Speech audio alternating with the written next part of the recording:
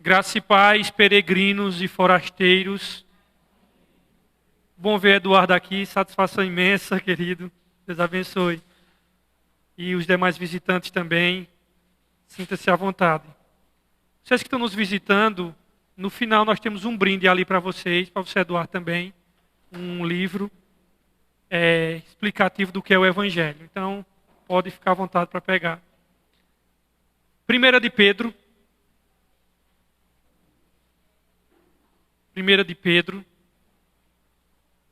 capítulo 1, versículo de número 6 ao 9. Quem estava aqui sábado passado, viu que nós estudamos Pedro, versículo 3 até o 5. E como nós temos o costume, melhor dizendo, nós fazemos uma exposição do livro inteiro, versos por versos, do primeiro versículo até o último, sem passar nenhum. Então, quem estava aqui viu que nós analisamos detalhadamente 3, 4 e 5, e hoje nós iremos analisar do 6 ao 9. Todos encontraram, irmãos? Diz assim a palavra de Deus: nisso vocês exultam, ainda que agora, por um pouco de tempo, devam ser entristecidos por todo tipo de provação. Assim acontece para que fique comprovado que a fé que vocês têm, muito mais valiosa do que o ouro que perece, mesmo que refinado pelo fogo, é genuína e resultará em louvor, glória e honra quando Jesus Cristo for revelado. Mesmo não tendo visto, vocês o amam. E apesar de não verem agora, creem nele e exultam com alegria indizível e gloriosa, pois vocês estão alcançando o alvo da sua fé, a salvação das suas almas. Queridos, nesta noite eu quero meditar com vocês, cujo o tema será, a partir desse texto, a ideia do tema vai ser, brota do texto. Uma fé aprovada, ela é uma fé provada. Uma fé aprovada, ela é uma fé provada. Mas não significa que... Mas o contrário também não é verdade. O contrário não é verdadeiro. Não significa que toda fé provada será uma fé aprovada. Infelizmente não. Vimos até aqui, especificamente semana passada, que Deus ressuscitou Cristo e nos regenerou para uma viva esperança. Quem estava aqui, nós estudamos tudo isso. E Deus regenerou nós, os peregrinos, e coloca diante dos peregrinos, os leitores primários, primevos, e nós, o público secundário, colocou diante deles, dos peregrinos, a que ele escreve, um futuro aberto e glorioso. A herança que Pedro fala que nós estudamos aqui. Só que no presente, o que é que Deus faz? Deus guarda os peregrinos mediante a fé que eles têm nele. Isso ele falou no versículo 5, nós estudamos semana passada. Ele disse: nós somos guardados pelo poder de Deus. Se a fé é o meio pelo qual nós somos guardados, ou minha tradução diz, protegidos pelo nosso Senhor, então Pedro mostra como Deus cuida de nossa fé. Se fé é o meio de me assegurar e descansar, ainda que agora calcado em realidades futuras, então Deus precisa preservar essa fé no presente. E Pedro vai falar dessa experiência de fé, onde o cristão se deleita em algo que ele não está vendo. Não sei se vocês perceberam, mas o versículo 8 ele diz assim: não vendo ele, exultais.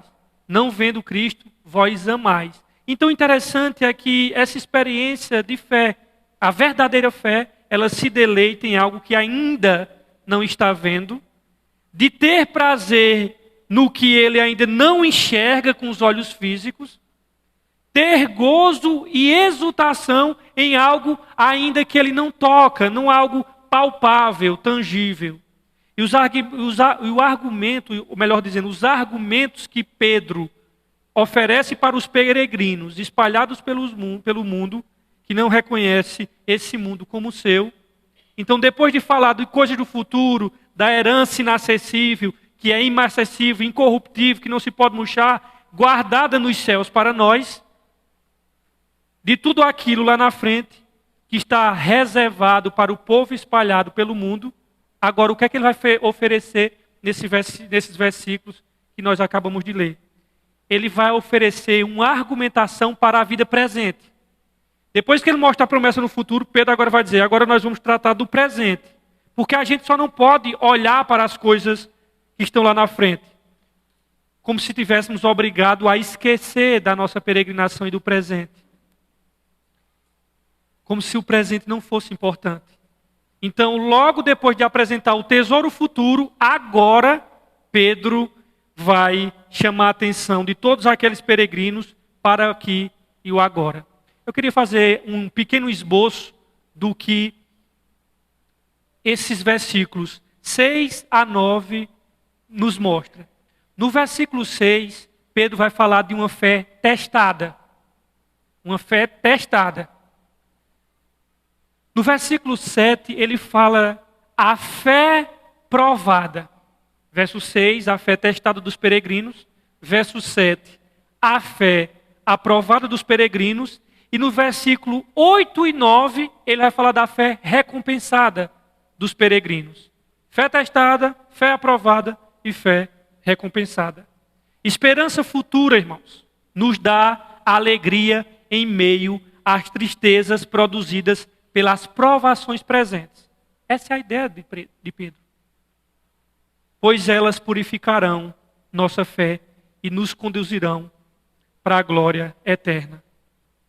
A fé provada, aliás, a fé aprovada é uma fé provada. Como saber se sua fé, meu irmão, é verdadeira? Você que está aqui, que diz que crê no Senhor Jesus. Como saber se a sua fé e a minha fé, ela é verdadeira e irá te salvar? Porque a fé aprovada, Pedro nos mostra, e o Novo Testamento está recheado, que vai ser uma fé provada primeiro. Antes de ser aprovada, ela vai ser provada. Ela vai passar em testes, por vários testes. E Pedro vai nos mostrar isso aqui. Uma fé aprovada é uma fé provada. Como é que você sabe que o mel, ele é puro? O mel, como é que você sabe que ele é puro? Como é que você sabe que a aliança de casamento de ouro que está no seu dedo é ouro mesmo? Como você sabe que a gasolina que você colocou no seu carro, ela é verdadeira, ela não é batizada? E não é batizada nem em nome do Pai, nem do Filho e do Espírito Santo. Como é que você sabe que a gasolina não é adulterada?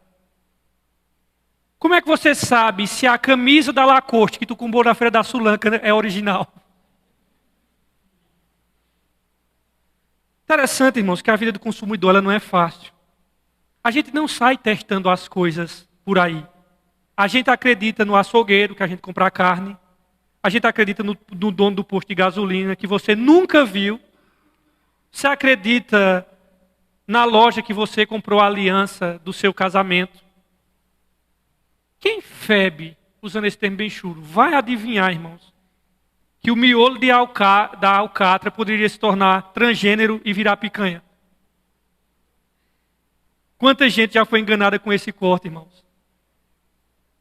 Rapaz, está tão diferente essa picanha que eu estou comendo aqui. Quando eu vou na churrascaria, ela tem um gosto diferente. É a alcatra que você está comendo. Em geral, irmãos, os produtos que a gente consome, exceto a camisa que você pode testar, a gente só vai saber o resultado negativo depois. É quando o carro engasga aí que você acaba descobrindo que a gasolina era adulterada.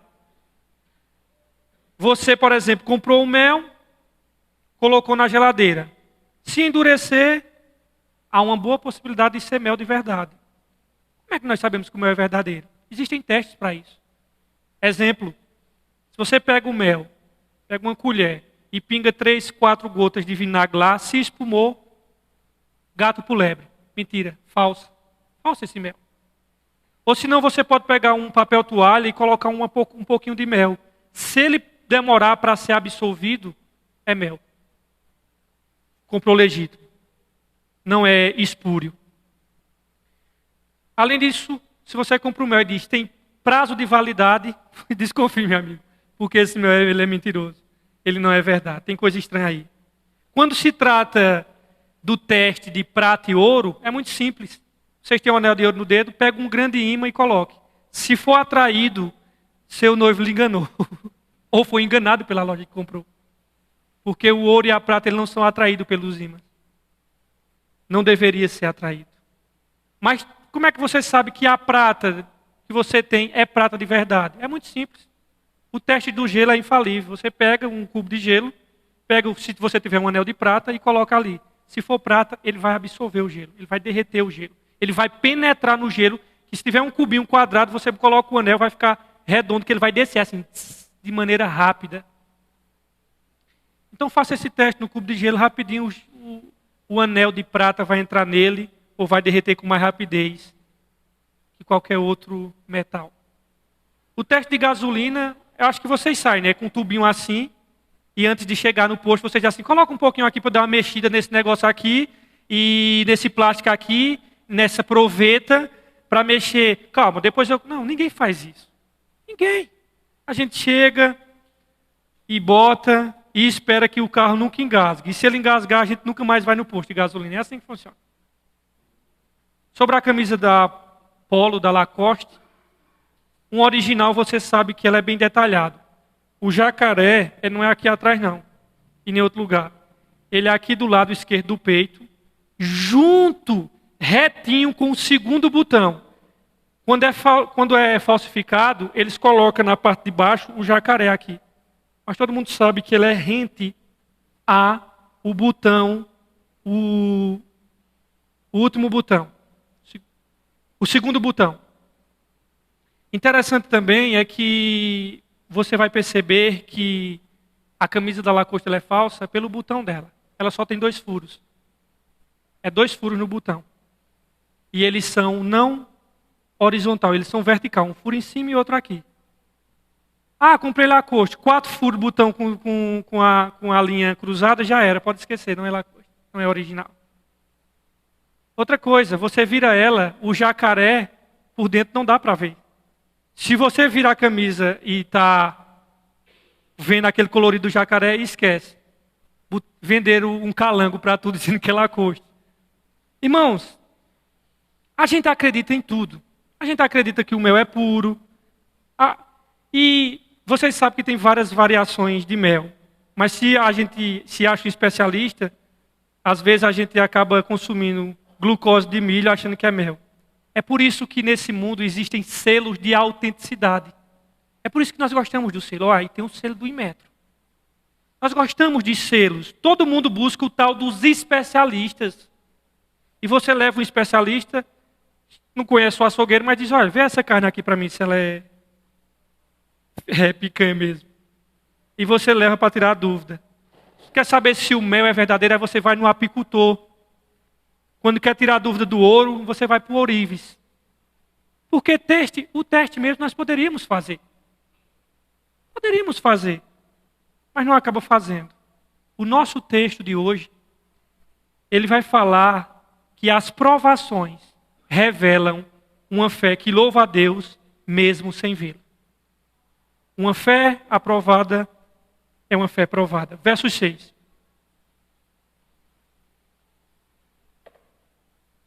Nisso, vocês exultam. Vamos parar por aqui? Nisso, vocês exultam. Nisso o que, irmãos? O que é que Pedro está quando ele diz assim? Nisso vocês exultam. Nisso vós exultais. Nisso o quê?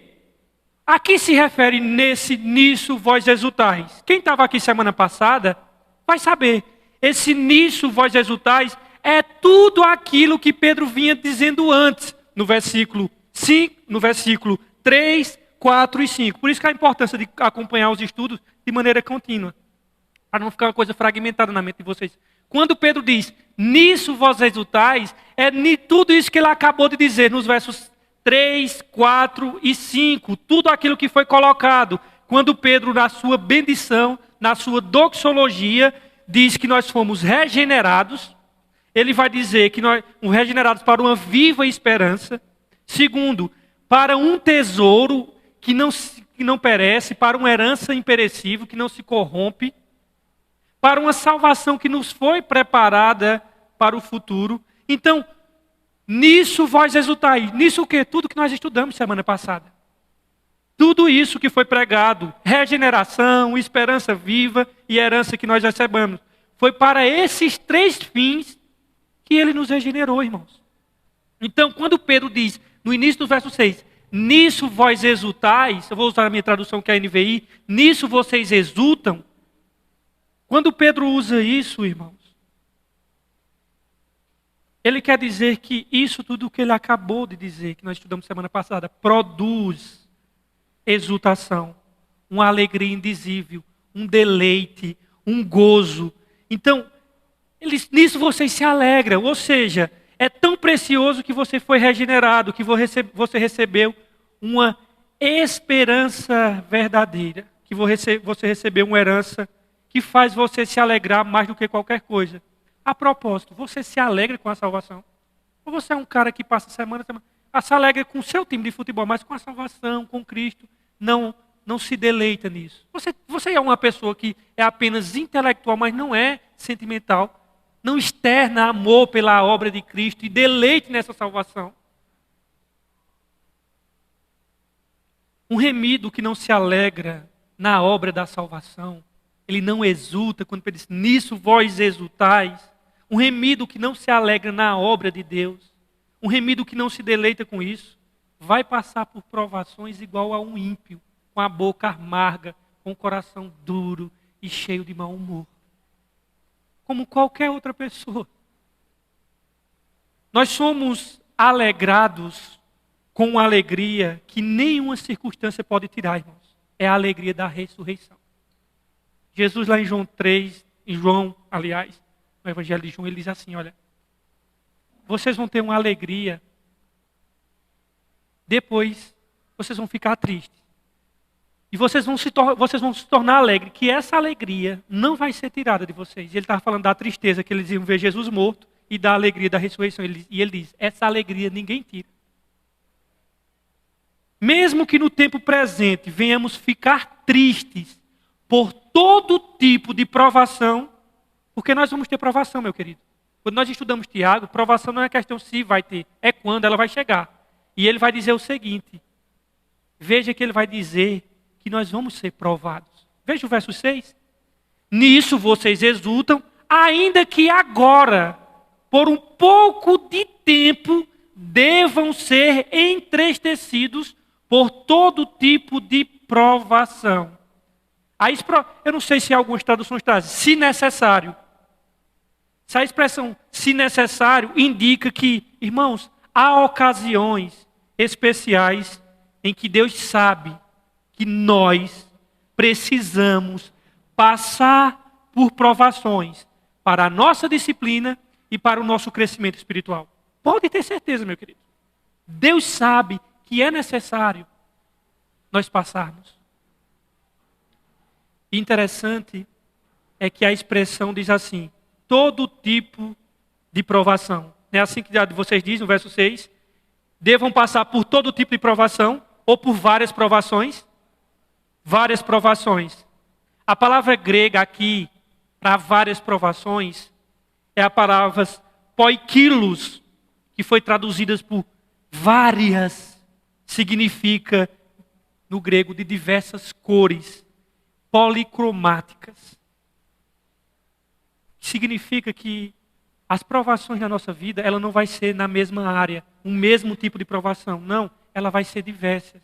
Pode ser na área financeira, na área sentimental. Enfim, ela é policromática, ela vai ter diversas cores.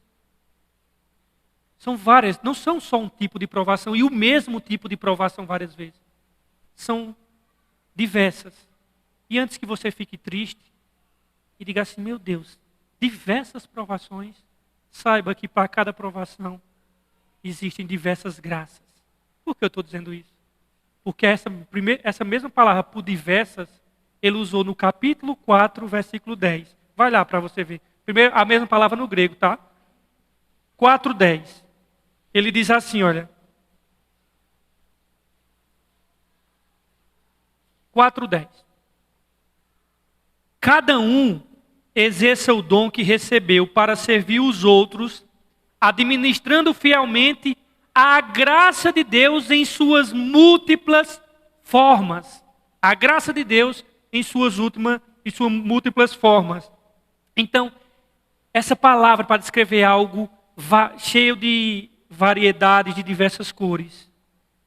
Pode voltar para o capítulo 1 de Pedro. Irmãos, tendo em vista que a esperança viva da redenção do corpo e da herança gloriosa que ele falou, os cristãos podem exultar mesmo em meio às provações. Os cristãos para os quais Pedro escreveu, eles estavam sofrendo perseguição, irmãos. Eles estavam passando por diversas provações. E outra coisa, provações por crer em Cristo. Por causa da fé em Cristo.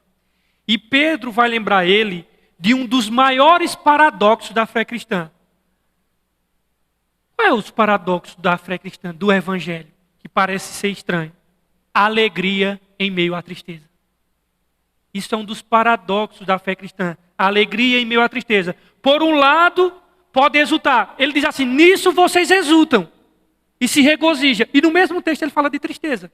Interessante. Nisso vós exultai, ainda que no presente tempo devam ser entristecidos. Alegria em meio à tristeza. Exulta com a perspectiva da herança reservada para o povo guardado. Por outro lado, pode se alegrar por saber que várias provações, elas durarão em breve tempo. Não é assim que ele diz aqui? Ele diz que a duração vai durar, a provação vai durar o quê? Pouco tempo. Não é assim que ele diz no verso 6? Ainda que sejam entristecidos por um breve tempo. Por que um breve tempo? Às vezes, a provação que eu estou passando é diferente do que o irmão está passando. Às vezes, o tempo é diferente. Umas provações são mais rápidas, outras são mais longas. Mas por que é breve? Ela é breve porque, em comparação com a glória, com a eternidade de gozo, é pouco tempo, irmãos. O que é que Paulo diz? Paulo diz que a nossa leve e momentânea tribulação produz para nós um peso de eterna glória muito excelente. Então, as provações a gente não gosta, mas elas são necessárias, elas fazem parte do plano de Deus e demais. E outra coisa, elas serão por pouco tempo. As várias provações nessa vida são apenas por breve tempo, como Pedro diz aqui. Quando você tem a eternidade em vista, apropriada pela fé, as provações dessa vida parecem curtas em comparação com os deleites eternos. Não se trata de provações que necessariamente passaremos a vida toda. É claro que existem problemas que vai durar tempo. Meu pai tem 15 anos que tem uma depressão.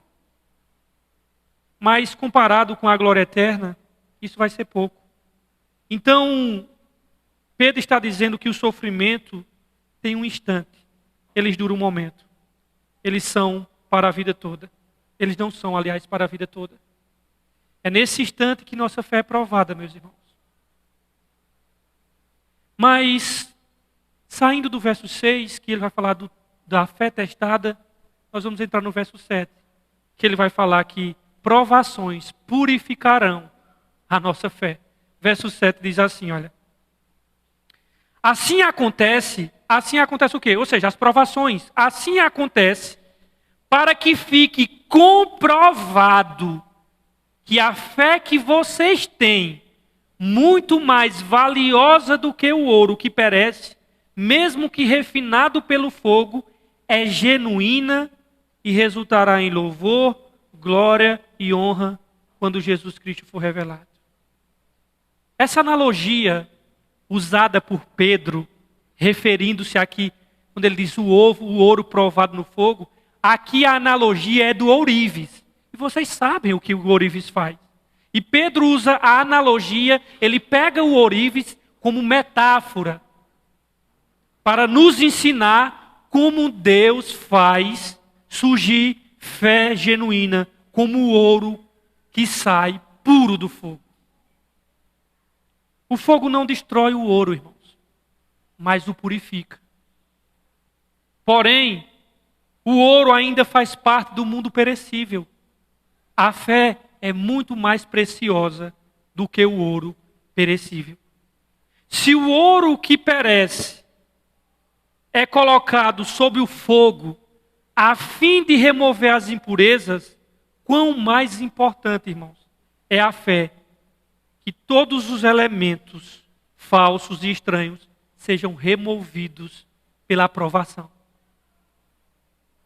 O ourives coloca o metal no cadinho, o tempo necessário para remover as impurezas sem valor, e em seguida derrama no molde e forma uma bela peça de valor inestimável. Para saber se o ouro é autêntico, o metal precisa ser derretido no fogo. E isso não afeta o ouro em nada. Mas todas as impurezas, elas são expulsas nesse processo onde o ouro é colocado no fogo.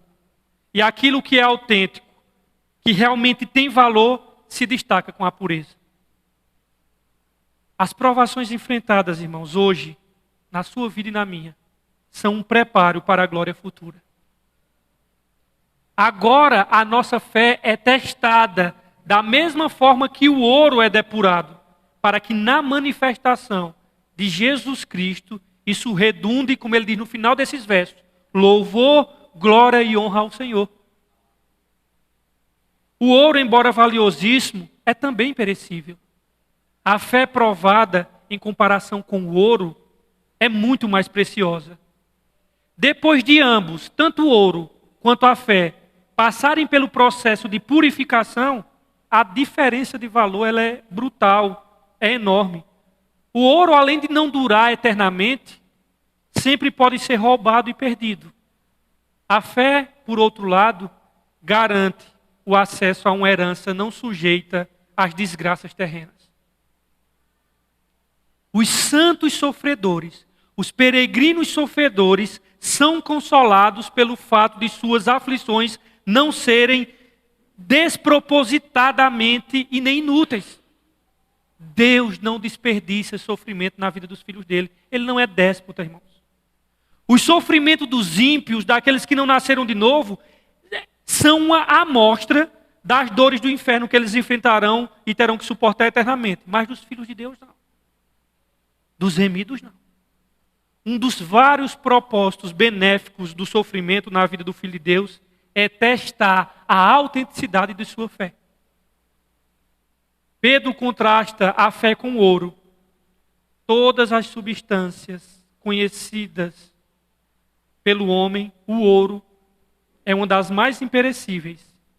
Embora possa ser submetida a altas temperaturas e parecer indestrutível, o ouro, ele é perecível, né? Pois ele se desgasta com o uso, pressão e até mesmo com o fogo também. A fé verdadeira, em contrapartida, irmãos, ela é indestrutível. O cristão pode passar por provações e tribulações intensas, mas em vez de destruírem a sua fé, ela se torna alimento que o fortalece. O meu poder se aperfeiçoa na fraqueza, disse Deus ao apóstolo Paulo. Jó, todo mundo conhece Jó, a história dele, os ímpios, todo mundo. Jó provavelmente foi o homem que sofreu mais perda em um dia. Provavelmente não, ele foi o homem que sofreu mais perda em um dia. Em um só dia. Mais do que qualquer homem na história do mundo. No entanto, o próprio Jó, que não tinha uma fé fajuta, mas que tinha uma fé verdadeira, ele não estava no fundo do poço, ele já estava no subsolo, nas regiões abissais. Lá no fundo. Com a mulher mandando ele amaldiçoar a Deus, sabe o que é que ele disse? Embora ele me mate, falando de Deus, embora ele me mate, ainda assim eu esperarei nele. Jó 13:15. Os 3 homens na fornalha babilônica foram literalmente apurados pelo fogo. O fogo provou que sua fé era real. O valor da fé é provado somente por fogo, irmãos, ou seja, somente por testes. É na prova que sua fé será testemunhada como legítima ou como espúria ou como falsa. Não é quando você está bem, meu querido. É na provação que você vai mostrar que sua fé é verdadeira, viu? Aqui, ó, todo mundo só está bom demais. Condicionado aqui, ó. Não, meu amigo, não é aqui não. É nas provações que sua fé vai ser testada. Lembra da parábola do semeador? Os 4 tipos de solo? A semente é a palavra. O semeador é o filho do homem. Mas dos 4 tipos que joga, só um coração é verdadeiro. Só um solo dá fruto. Os 3 é pseudos discípulos de Jesus. Querido, deixa eu dizer uma coisa aqui a você. Não existe vida cristã, não existe experiência cristã sem uma fé provada. Esqueça isso. Não tem nada mais destruidor na vida de um remido, de um descarremido, que a segurança e a incerteza com relação à genuinidade de sua fé. Um cristão, e eu quero que você entenda bem, não seja inocente. Um remido, um nascido de novo, um cristão, não é alguém que depois da conversão, ele tem uma fé inabalável, que jamais esmorece. Não é isso, irmãos. Não é isso que a Bíblia revela. Como se uma vez regenerado, a minha fé vai permanecer inabalável para sempre nessa vida cristã. Não. No primeiro sofrimento, na primeira tragédia, a primeira provação, ela já vai mostrar para você esse grande movimento e da aprovação da nossa fé, que acontece ao longo de toda a jornada cristã. Entenda uma coisa. Desde o começo de sua peregrinação, quando Deus fez você peregrino, até o final dela, a sua fé será provada. Não sempre, mas vai ter provações. Meu Deus, mas por que é que eu preciso ter minha fé provada? Por que é que o sofrimento é um teste para a minha fé? Por quê? Porque, meu querido, uma fé falsa, ela não é poderosa o suficiente para fazer você enfrentar as provações. Ela não é. Uma fé falsa, ela não aguenta o primeiro round. Uma fé falsa, ela é baseada no auto-engano. Ela é baseada na afirmação que você faz da sua fé em Cristo. Uma coisa é você afirmar, eu creio. Outra coisa é você crer. São 2 coisas distintas, irmãos. Uma coisa é afirmar que crê, outra coisa é crer. As 2 coisas não são a mesma coisa. São coisas diferentes. Uma é uma fala, a outra é um ato. Uma simplesmente é um discurso. Eu creio em Jesus. Eu creio em Deus. O crer pode vir acompanhado ou não do discurso. Da fala. É outra história. Uma coisa é afirmar que crê em Jesus. Outra coisa é crer em Jesus. Uma falsa fé não é poderosa o suficiente para fazer-nos resistir às provações. E o teste da fé é a prova da fé, é o dia mau. Porque a falsa fé, ela está pautada, ela está alicerçada em um mero discurso. Só que tem que, meu irmão, boca cabe tudo. Na boca, o cara fala o que quiser. Ela funciona como discurso correto. Mas a verdadeira fé não diz respeito a discurso, mas sim ao coração. A provação, ela produz uma fé valiosa que glorifica a Deus. O povo de Deus, e você sabe que no meio da igreja está misturado, viu? Joio e trigo.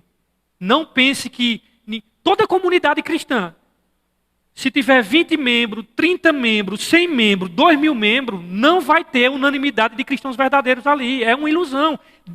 Tinha 12, um era Judas, irmãos. Desde o início foi assim, não vai mudar. Está misturado. E todo mundo diz que confessa Jesus. Mas tem que ser muito inocente para acreditar que numa plateia de uma igreja, todo mundo realmente nasceu de novo. Não é assim, irmãos. A Bíblia revela que não é assim. Só que o povo dele, a igreja de Deus, é como um ouro que precisa ser purificado. E se ele precisar lançar seu povo às chamas, como o ourives lança o ouro às chamas, para que o povo seja purificado, e isso redunde em maior glória para ele, assim Deus enviará o seu povo às chamas, para que as chamas se prove, para que nas chamas se prove o valor desse povo. Porque essas chamas não são as chamas que consomem aquele que trai a Jesus e vai ao inferno como Judas, mas são as chamas daqueles que são purificados para herdar o reino de Deus. O que é que Paulo disse em Atos 14, 22? Importa que através de muitas tribulações e provações entremos onde? No reino de Deus. Isso é Paulo falando, irmãos. Atos 14, 22. Importa, é necessário que através de muitas provações entremos no reino de Deus. Ninguém vai entrar no reino de Deus se não passar por essas chamas. Essas são as chamas da vida cristã, da peregrinação. São aquelas que vão provar a sua fé, que vão fazer você olhar todos os dias e dizer: Deus, eu sou um miserável pecador, eu sou um fracasso, eu não consigo crer como eu deveria. Mas, Senhor, me socorre, eu estou aqui. E por mais que eu tente, Senhor, te abandonar, por mais que eu tente, Senhor, largar a mão dos teus caminhos, eu não consigo. E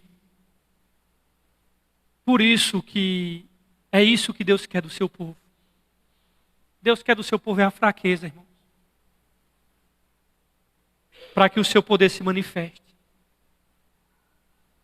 E essa fé que é passada pelo fogo, quando ela sai, no versículo 7, o resultado dela é o quê? Resulta o quê? Vocês podem dizer para mim o que é o resultado? Qual é o resultado dela? Resultará em quê? Louvor, honra, glória. Aqui. A fé testada nos conduzirá à glória. E o interessante é que tanto Tiago quanto Paulo afirmam que a fé provada e aprovada produz perseverança, paciência, só que Pedro vai a mais. Pedro diz que vai mais adiante, ele não diz que a fé que surge das provações do fogo como genuína e pura resulta em louvor, glória e honra quando Jesus for revelado. Entenda bem. Preste atenção no que eu vou dizer. O Deus que recolhe as nossas lágrimas resultantes de provações e perseguições é o Deus que recompensará todos os casos em que a fé foi testada e aprovada. Ele vai recompensar, irmãos. É isso que o texto mostra. Deus louvará aqueles que se alegram, mesmo estando cercados de dificuldades. Considerará honra e glória aos cristãos sofredores que aceitaram suas tribulações como um voto de confiança em Deus. E Deus vai honrar essa fé. E Deus vai reconhecer essa fé no tempo oportuno, no tribunal de Cristo. E aí vai entrar num texto, no versículo que para mim é um dos mais lindos. Versos 8. Vê que coisa linda, meu irmão. Falando de Jesus, ele diz: mesmo não tendo visto, vocês fazem o quê? O amam, amais. E apesar de não ver agora, faz o quê? Creem nele e exultam com alegria indizível e gloriosa. Meu irmão, isso é muito lindo. Olha, o qual, não havendo visto, vocês amam. O qual, não tendo visto eles agora, vocês exultam. Por que Pedro diz o qual não tendo visto? Porque Pedro andou com Jesus 3 anos e meio. Ele viu a Jesus. Mas ele sabia que aquelas pessoas não tinham visto Jesus. E ele diz, olha, eu sei, vocês não viram ele, mas vocês amam ele. Irmãos, preste atenção aqui. Ele não tá dizendo, sem terem vistos, vocês creem. Não. Ele disse, sem terem visto ele, vocês amam ele. Sem tê-lo visto, vós amais. Sem vê-lo agora, crendo nele, exultais. A prova da fé verdadeira. É uma pergunta que eu faço a você, meu querido, essa noite. Você ama Jesus? Eu não estou perguntando se você crê nele, se invocou ele como Salvador. Essa não é a pergunta. A pergunta é, você ama Jesus? Ah, eu creio nele. Meu querido, não é se você crê nele, é se você ama ele. Tu ama Jesus, brother. Jesus é o amado de tua alma. Não é dizer, o Salvador morreu por mim, estou remido de uma vez para sempre. Estou perguntando disso. Isso é discurso. Eu estou perguntando se tu ama Jesus. Você ama o Salvador? Você se deleita no Senhor? Você separa, irmão. Seja sincero, irmãos. Você separa um momento de sua agenda para se deleitar na contemplação de Deus? O reino de Deus é para amantes, ou seja, é para quem ama o Senhor. Você ama Jesus? Estou dizendo que, poderoso está no trono. Não é isso. Satanás sabe disso também, igual você, melhor do que você, ele sabe. Eu quero saber se tu ama Jesus, meu irmão. Se Jesus te diz assim, eu amo acima de pai, de mãe. Jesus disse, quem não amar a mim, mais do que seu pai, sua mãe, não aborrecer seu pai, não aborrecer seu pai e sua mãe por amor de mim, não é digno de mim. Tu ama Jesus, brother? Irmão e minha irmã. Tu ama Jesus mais do que os teus filhos? Tu ama Jesus mais do que o teu dinheiro? A tua profissão? Tu ama mesmo Jesus, irmão? Pedro traiu Jesus. Esse aqui que nós estamos estudando na carta dele, traiu Jesus. Vê o que é um discurso. Discurso, irmão, um discurso é uma coisa, agora ato é outra. Todos aqui podem te negar, menos eu. Meu irmão, não passou 3 dias, não foi 3 dias que passou não. No mesmo instante ele estava negando, chamando palavrão. Poucos instantes. Não durou 3 dias não para ele negar. Aí aqui está todo mundo, eu creio em Jesus, tal, não sei o quê. Passa a aprovação, a gente vê. Onde é que está esse amor e essa fé pelo Salvador? E aí Pedro nega Jesus, depois, vê como é de 8 a 80. O mesmo cara que disse na mesma noite, todos aqui, Senhor. Agora eu não vou te negar não. Ainda que todos te neguem, eu não. Aí teve o coral que veio, sim, Senhor, nós jamais vamos te abandonar. Meu irmão, quando chegou os soldados romanos, e o cacete no mestre dele, Jesus, começou a ser 3x4, Pedro já se juntou com os incrédulos nas ordens dos escarnecedores, covardemente. Quem nós somos, Pedro? E quando os caras disseram assim, oxe, tu é um deles, né? Tu fala igual a eles. Eles, não. Aí depois arrocharam, você é. E o cacete comendo, eles começou a chamar, foi palavrão, irmãos. Negando o Salvador. E aí vem um lindo Jesus. Ressuscita dos mortos e encontra quem? Pedro. Fosse nós, desgraçado, tu não merece confiança, errou uma vez, não. Chega Jesus e não pergunta, Pedro, tu fizeste seminário teológico? Pedro, tu lê essas teologias sistemáticas que tem? Qual foi a pergunta que Jesus fez a Pedro? Pedro, tu me amas?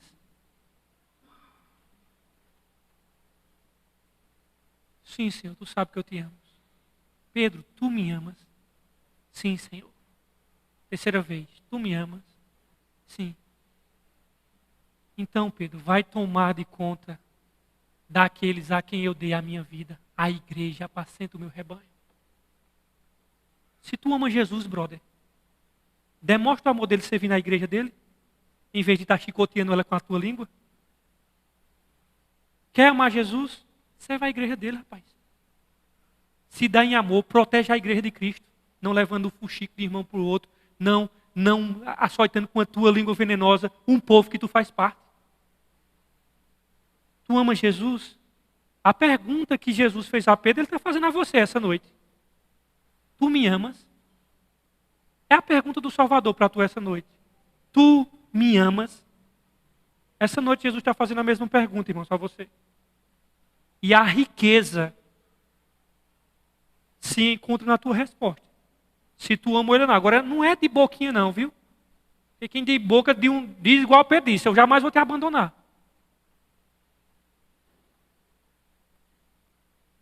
Por que você não ora, meu irmão, dizendo ao Deus, Pai, alarga meu coração, aquece os meus afetos, abre os meus lábios, Senhor, para eu te amar.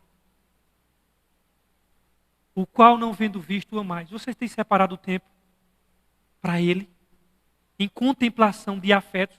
O texto não diz, o qual não tendo visto crê. Não, você ama. Ele diz, vocês amam Ele.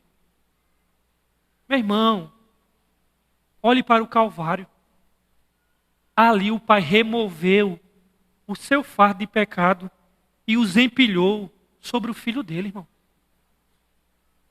Fazendo ele transgressor, maldição, em pecado por você. Ali a espada da justiça feriu o homem, o companheiro de Deus. O único companheiro fiel que Deus teve, Jesus. Ali os atributos infinitos de Deus foram magnificados. Expiação ilimitada foi feita, infinita. Ali a punição era necessária. E ali punição foi sofrida.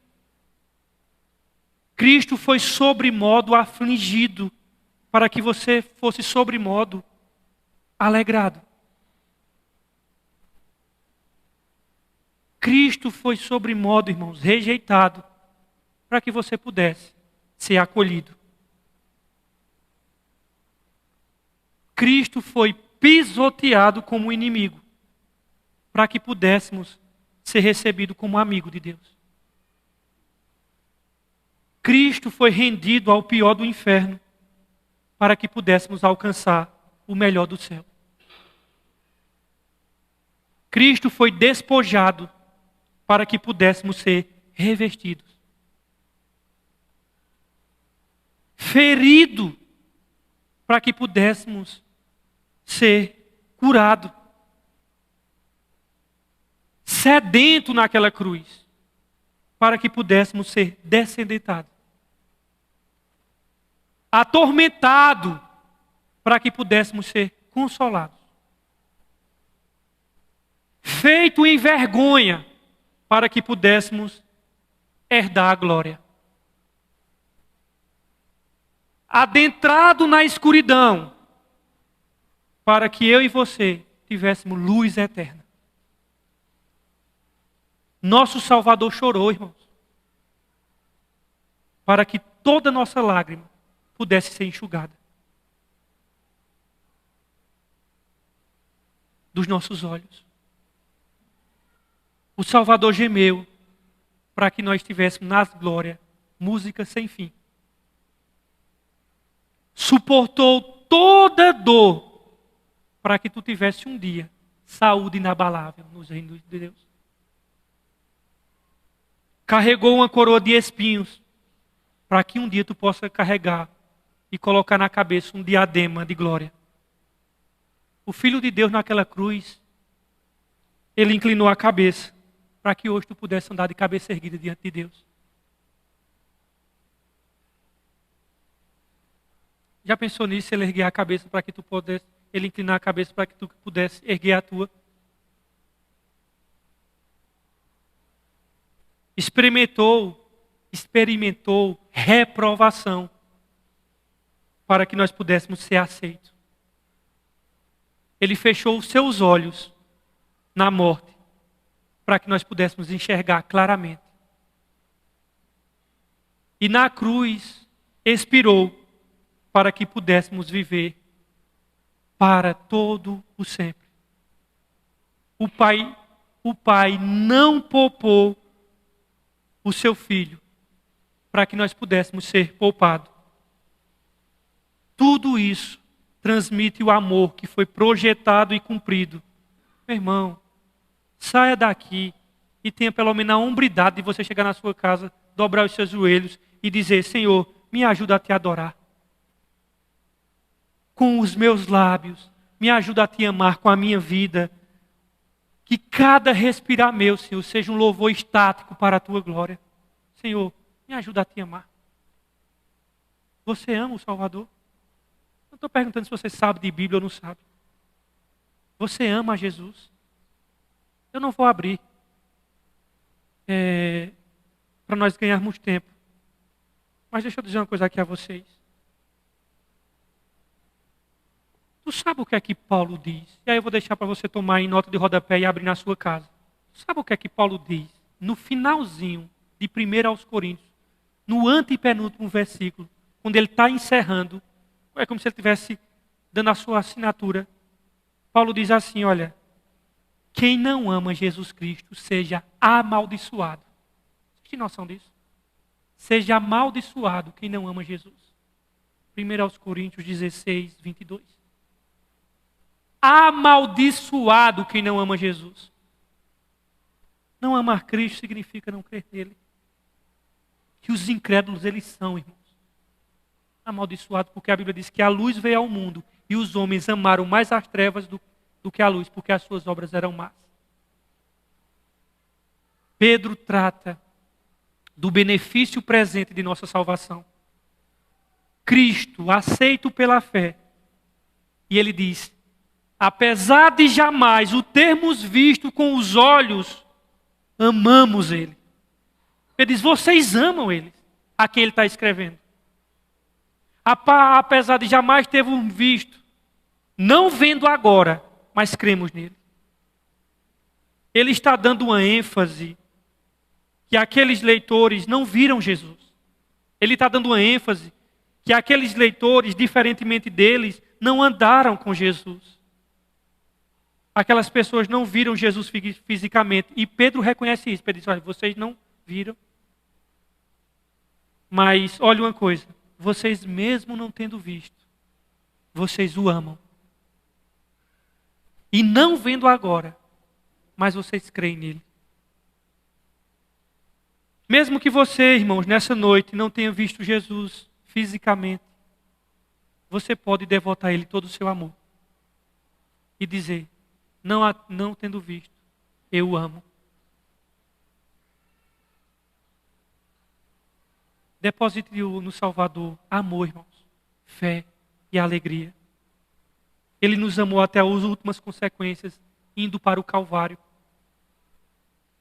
Por isso, quando Pedro diz aqui: vocês não tendo visto, vocês amam ele, esses leitores, assim como nós, recebemos uma bem-aventurança muito maior do que a de Tomé. Vocês lembram de Tomé? Achando que isso é bonito. Eu só acredito vendo, eu só acredito se o meu dedo tocar nos seus furos. Jesus aparece: Pai seja convosco. Eles ficaram aturdidos, atônitos, perplexos. E aí Jesus chega diante de Tomé com aquela calmaria que só ele, né? Porque se você era um croque na cabeça assim, tum. Aí Jesus chega com aquele amor que nos constrange. Vem, Tomé, toca aqui. Bota aqui tua mão na lança que perfurou aqui, toca aqui. E o que é que Tomé faz? Cai em adoração. E diz assim: Senhor meu e Deus meu. E Jesus diz o que a ele? Ah, tu agora creu porque tu viu, é? Bem-aventurado, mais que feliz, são aqueles que não viram, mas creram.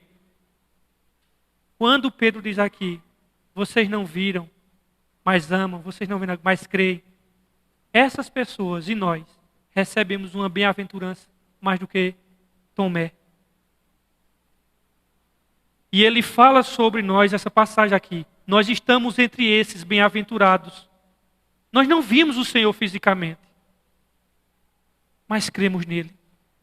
A fé é a certeza de coisas que se espera e a firme convicção de fatos que não se veem. Essa é a definição de fé de Hebreus.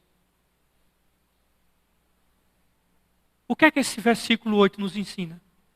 Ame a Cristo, creia em Cristo, alegre-se em Cristo. Mesmo não tendo visto, vocês o amam, ou seja, ame Cristo. Apesar de não agora verem, creem nele, creem em Cristo.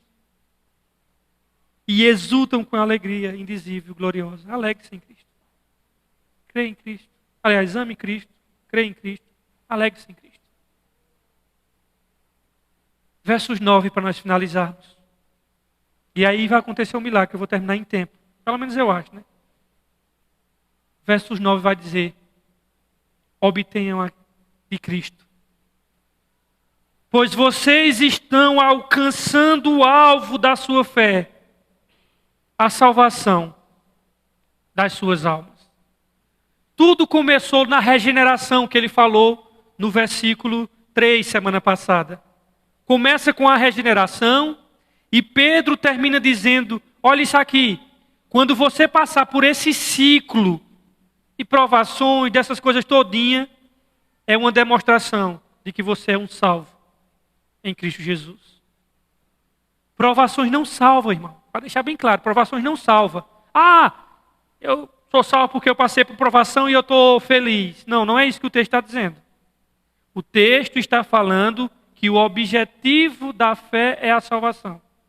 E nesse processo do salvo, o que é que acontece? Acontece tudo isso que ele está explicando. Ele ama a Deus, ele glorifica a Deus, ele crê em Deus, ele exulta em Cristo. Mas esse é um processo dos salvos em Cristo. Daqueles que uma vez que são salvos pela cruz, e foram salvos pela cruz justamente porque se declararam incapacitados para salvarem-se a si mesmos. Que sabia que não tinha condição de se salvar porque era pecador. Porque são pecadores e precisam de perdão de Deus. Precisam do sangue que os lave e perdoe todos os seus pecados. E então obtenham a salvação.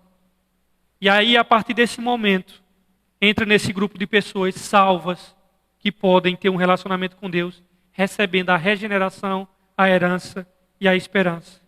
E por conta disso, podem passar por tribulação, em vez de serem atribulados e resmungões e murmuradores e amargurados, serem pessoas que glorificam a Deus, o Salvador. E ele diz: pois vocês estão alcançando o alvo da sua fé, a salvação de suas almas. E lembrando que a salvação ela tem 3 aspectos. Quem tiver dúvida, só ir no Instagram da missão ou no canal da missão, que eu expliquei lá o aspecto passado, presente e futuro. Meu querido, para fechar essa noite,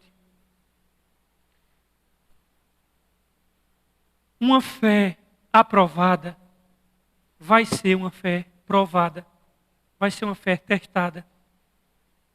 Uma fé que conhece o Senhor Jesus, que tem Ele como Deus e Salvador, que confia na sua soberania e no seu poder, vai passar por testes, vai passar por provações e vai confiar nele.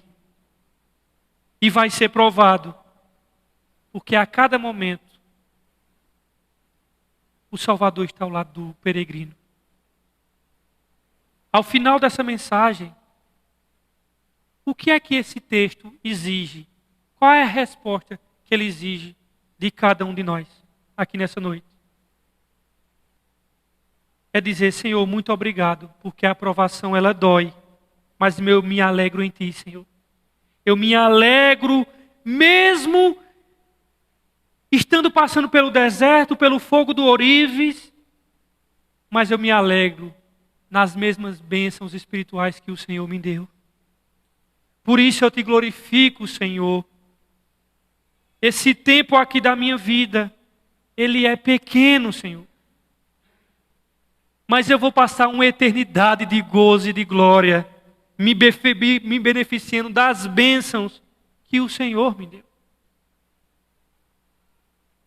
Quem conhece aquele hino antigo do cantor cristão, que diz assim: sou feliz com Jesus, meu Senhor, se paz a mais doce me der. Você sabe como foi o contexto dessa música?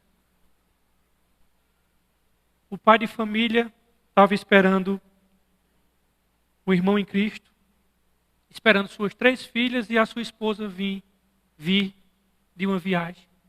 O navio naufragou e ele perdeu a sua esposa e os 3 filhos de uma cacetada só. E ele, com lágrimas nos olhos, ele escreve essa canção: sou feliz com Jesus, meu Senhor. Isso é a fé verdadeira, irmãos. Menos do que isso, é falsa, é fajuta, não passa no teste da salvação. É aquela fé que quanto mais a aperta, o que sai é louvor para a glória de Deus. O homem mais sofredor desse mundo, na hora que apertou, cheio de pus, cheio de caroço, um hálito podre, Jó, Deus me deu, Deus tomou. Bendito seja o nome do Senhor. Essa fé é a verdadeira. Contrário disso, meu irmão, é mel com data de validade, é camisa da Lacoste da Feira da Sulanca, é alcatraz transformando em picanha, é mel que quando bota vinagre espuma. É falsa, meu querido. Essa fé não salva ninguém. A fé verdadeira pode apertar, que vai sair é louvor para a glória de Deus. Você tem essa fé? A pergunta que eu fiz no início eu termino. Como saber se sua fé é verdadeira e irá te salvar? O ourives eterno vai mostrar diante das aflições. Deus abençoe vocês todos.